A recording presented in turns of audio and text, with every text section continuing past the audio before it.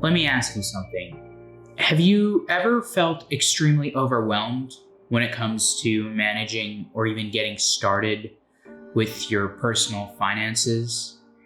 Have you ever asked for help or even thought about getting help and then you are directed online, where we all struggle with information overload with the books, the articles, the videos, and the posts?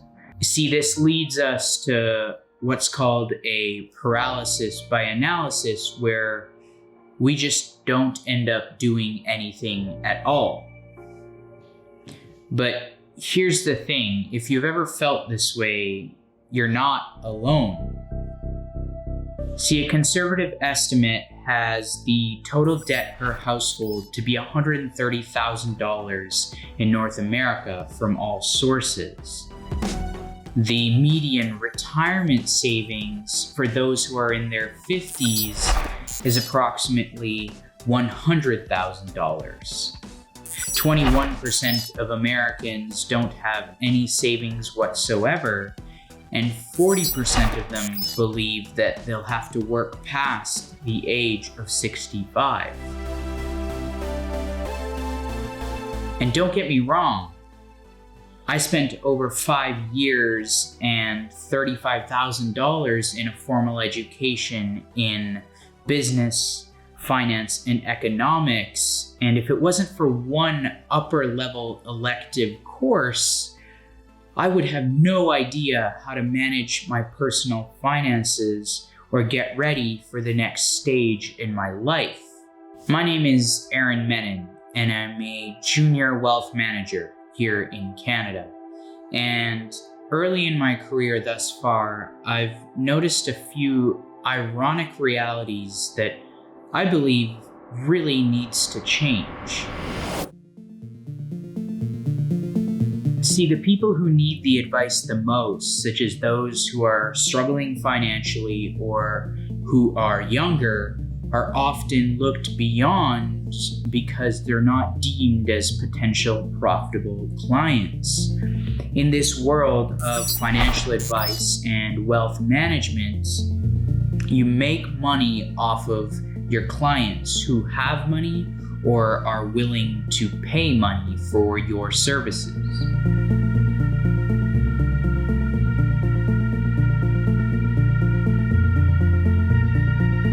And then, on the contrary, there are people who don't seek out advice because they believe that they either don't have enough money, or they believe that the fees associated with financial advice will cost them thousands of dollars in the long run with limited value.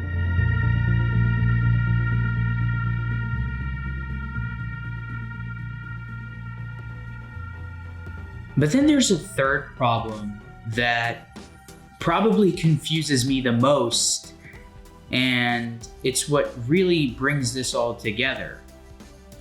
See, last year I read a stat that the United States spent over $750 million in financial literacy programs. I typed into Google how to get started with my personal finances, and there were over 3 billion search results. And it's clear there are thousands of other resources, financial literature. So this begs the question, is there really a problem of lack of education, lack of information, and limited access to financial literacy?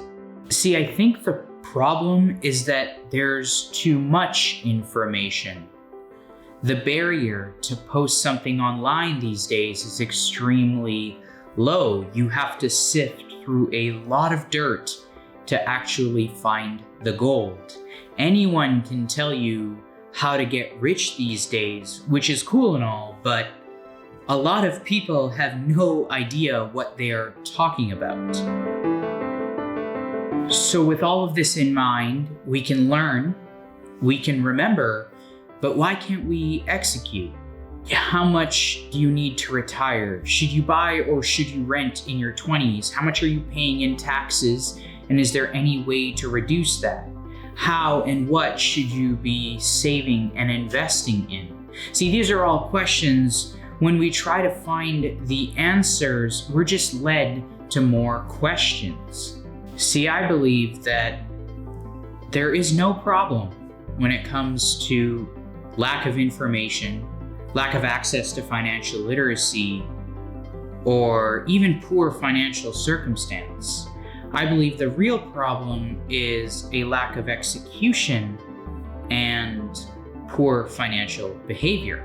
The thing is, there's a lot less people out there who need help behaving their way to wealth, and a lot more people who need help in ensuring that they don't misbehave their way to poverty. See, essentialism is a term that is defined as achieving more by doing less, finding clarity and better results by focusing on what's actually essential.